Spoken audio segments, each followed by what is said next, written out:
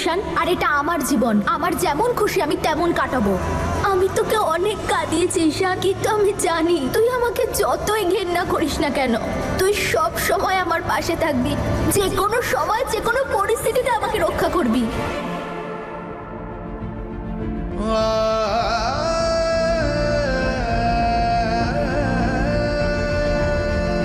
সাবধানে।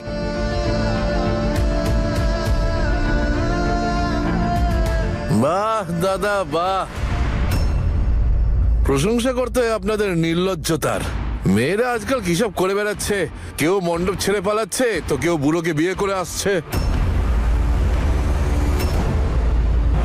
আরে আপনার বাড়ির মেয়েরা তো মান সম্মান বলে আর কিছুই রাখলো না। আর একটা কথা বলুন তো, কি এমন আগুন লেগেছে যা কিছুতেই নেবে না?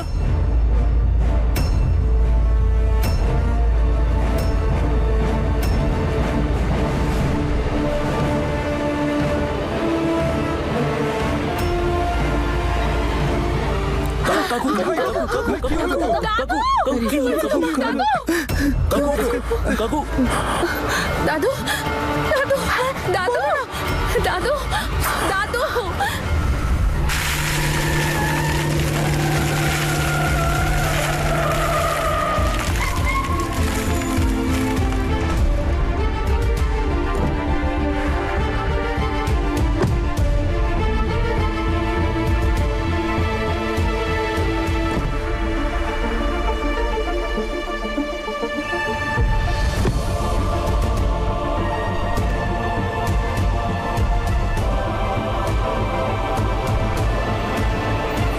কি করছি আমরা এখানে?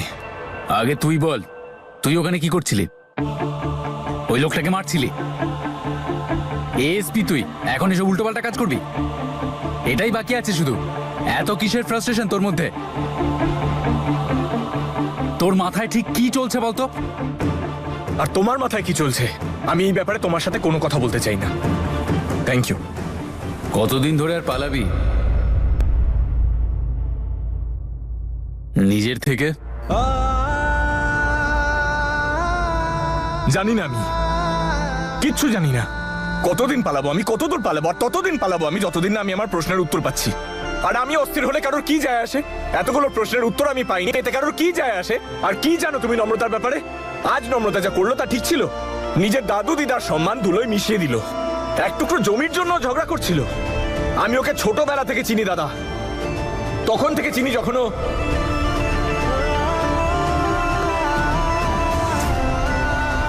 আজকে ওকে দেখে মনে হলো ও সেই আগের নম্রতা আর নেই। কারোর ব্যাপারে কিচ্ছু যায় আসে না ওর। আর আগে ও শুধু অন্যের কথাই ভাবতো, সবসময় অন্যদের ভালো চাইতো। আর আজকেও কি করলো? ভাই কি বাজে কথা বলছিলেন আপনি? যা মুখে আসে তাই বলে যাচ্ছেন। আমি আপনার সামনে হাত জোড় করছি না, আমাদের ফ্যামিলির ব্যাপার আমরা বুঝে নেব। আপনি যান এখান থেকে, যান। ভাই দাদু, দাদু, দাদু, দাদু, চোখ খুলো না, দাদু। ভাই ও ভাই কে জানে আর কি কি দেখতে হবে মেয়েটার জন্য। আমাদের সম্মান মাটিতে মিশিয়ে দিল।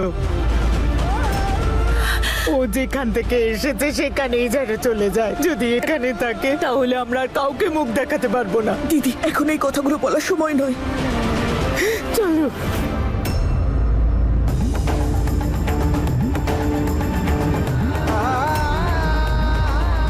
নম্রতা, তুই খুব অন্যায় করেছিস। আজ শুধুমাত্র তোর জন্য দাদুর এই অবস্থা হয়ে গেল। অনেক হয়েছে তোর নোংরা নাটক। এবার আমি সবকিছু ঠিক করব।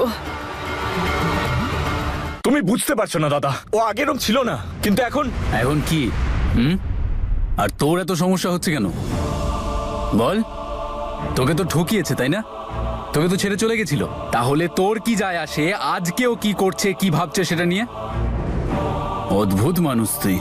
আরে তোর তো উপরওয়ালাকে থ্যাংক ইউ বলা উচিত যে মেয়েটা তোর যোগ্য ছিল না সে নিজে থেকেই তোর জীবন থেকে চলে গেছে। আরে তোর তো সেলিব্রেট করা উচিত, আর তুই ফ্রাস্ট্রেটেড হচ্ছিস। তোর মাথায় কি চলছে আমি সত্যিই বুঝতে পারছি না। আর আমিও বুঝতে পারছি না দাদা যে তুমি নম্রতার সাথে কি করছো। তুমি তো জানো আমার সাথে কি করেছে। আমাদের ছোটবেলার বন্ধুত্ব, আমাদের ভালোবাসা কিচ্ছুর মূল্য দেয়নি ও। আর তুমিও একটু সামলে থেকো দাদা, এরকম যেন না হয় যে তোমাকেও জীবন অনেক কিছু দেখিয়ে দিল। তুমি জীবনে আর যাই করো না কেন, কিন্তু ওই নম্রতা থেকে দূরে থাকবেন। আই রিকোয়েস্ট ইউ, না হলে ভুলের মাসুল দিতে হবে। দেখ, তোকে এত চিন্তা করতে হবে না। আমি এই সমস্ত কিছু এজন্য করছি কারণ আমার ভালো লাগে, এটা আমার ইচ্ছে। তুই আমাকে নিয়ে এত চিন্তা করিস না। হতে পারে ফিউচারে নম্রতাকে নিয়ে চিন্তা করতে হলো তোকে।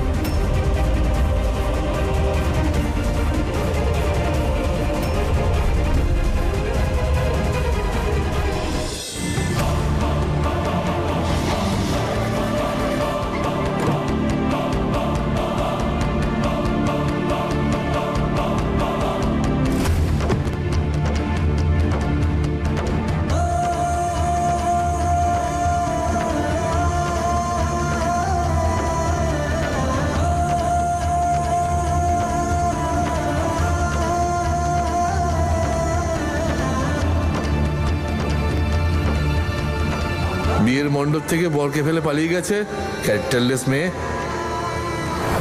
ক্যারেক্টারলেস বললি? হ্যাঁ, গোটা দুনিয়া যদি তোর বিরুদ্ধে চলে যায় না, আমি কখনো তোর সঙ্গ ছাড়বো না।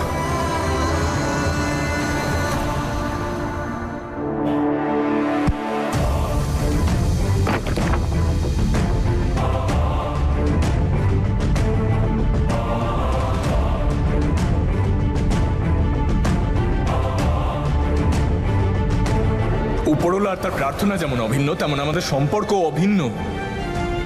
যদি তুই এমনটা না করিস তাহলে ঈশান, জেল, ফাঁসি, কোর্টরুম,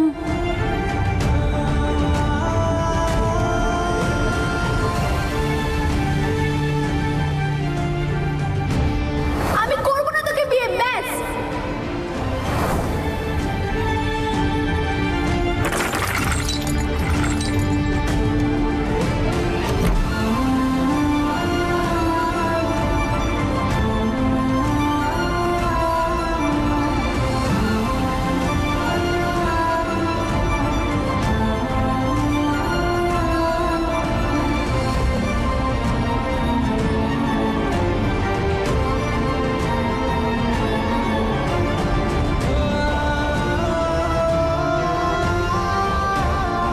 আজকে ওনাকে বলতেই হবে যে উনি কে। এমনও তো হতে পারে যে উনি কোনো বিশ্বাসঘাতক।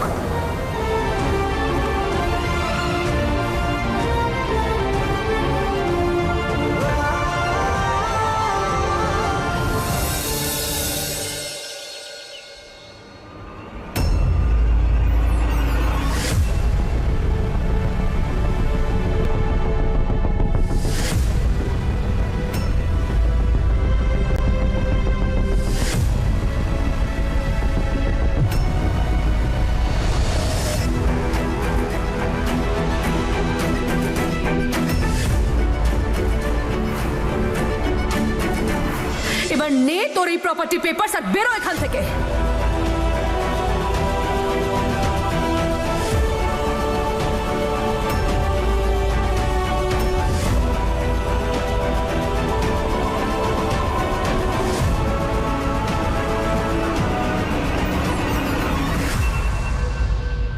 দাদু, দিদা আর ঈশানের সঙ্গে তুই যা করে চলে গেছিলিস, তারপরে আরো কিছু বাকি আছে নাকি যে আবার ফিরে এসেছিস ওদের মনটাকে টুকরো টুকরো করে ভাঙতে? দাদু দিদা যে বেঁচে আছে তাতে তোর খুব সমস্যা হচ্ছে বুঝি? নম্রতা, শুনে রাখ, আমি দাদু দিদাকে খুব ভালোবাসি। ওরা সবাই আমার কাছে আমার প্রাণের চেয়েও প্রিয়, আর সেই জন্য আমি ওদের ভালোবাসার খাতিরে ঈশানকে বিয়ে করেছি, আর আজ ওদের ভালোবাসার খাতিরে আমি তোকে ঘৃণা করি।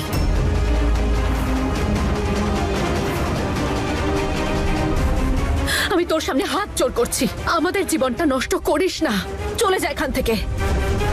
আমি নিজের ইচ্ছায় এসেছিলাম আর নিজের ইচ্ছায় যাব,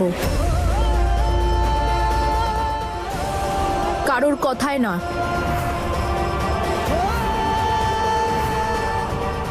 আর এবার আমিও তোকে জানিয়ে রাখি, অনেক হয়েছে তোর নাটক। আমি আর তোকে কাউকে কষ্ট দিতে দেব না। অনেক অপমানিত হয়েছে তোর জন্য দাদু দিদা আর ঈশান, ওর থেকে দূরে থাকবি। এখনো আমার স্বামী আমার সিথির সিঁদুর। আমি তোকে আর কিছুতেই ওকে হার্ট করতে দেব না, আর ওর সুরক্ষার জন্য আমি যে কোনো সীমা অতিক্রম করতে পারি।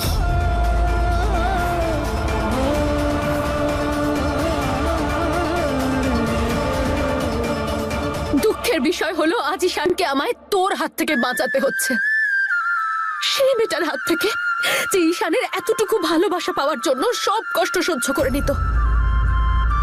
আজ সেই মেয়েটা ঈশানের কষ্টটা বুঝতেই পারছে না, কিন্তু আর আমি তোর জন্য ঈশানের চোখে জল আসতে দেব না। তুই আমার ছেলে মানুষও দেখেছিস আর আমার মহত্বও দেখেছিস। মনে আছে তো তোর কিভাবে আমি আমার এনগেজমেন্ট হয়ে যাওয়া সত্ত্বেও ঈশানকে ছেড়ে দিয়েছিলাম তোর জন্য? কিন্তু আর না, আর তুই আমার ঈশানকে কষ্ট দিতে পারবি না। এবার তুই আমার জেদ দেখবি।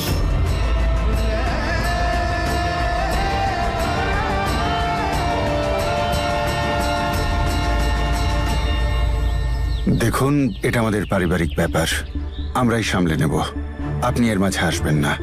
রূপঙ্কর বাবু, আপনি তো এতদিন পলিটিক্স করতেন, আপনার অনেক সম্মান রয়েছে।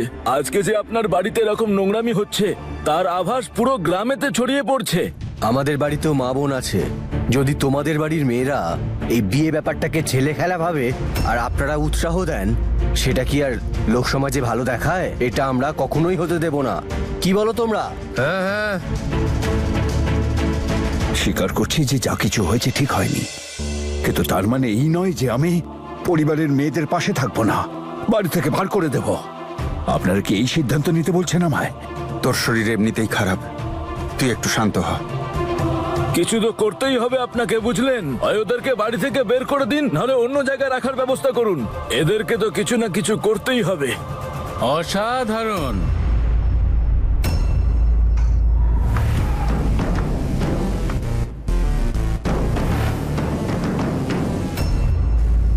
দারুণ ব্যাপার, কি ভালো বললেন আপনি। আচ্ছা, আপনার নামটা কি? গুরুপদ দাস। না না, আমার মনে হচ্ছে আপনার নাম গুরুপদ নয়, মনোজিৎ হলে ভালো হতো। মন জয় করে নিলেন একেবারে আপনি আপনার কথার মাধ্যমে। সবার মুখে মুখে তো এখন এই একই কথা শুনছি, যেটা ভুল সেটা ভুলই। একদম ঠিক বলেছেন আপনি, ভুলটা তো ভুলই থাকবে। ভুল কখনো ঠিক হতে পারে বলুন? আর ভুল যেই করুক না কেন, শাস্তি তো পেতেই হবে। এতে তো কোনো সন্দেহ নেই। একদম ঠিক বলেছেন আপনি। আরে, মেয়েদেরকে তো মেয়েদের মতোই থাকা উচিত, তাই না? কিন্তু এরা তো সবাই যা নয় তাই করে বেড়াচ্ছে।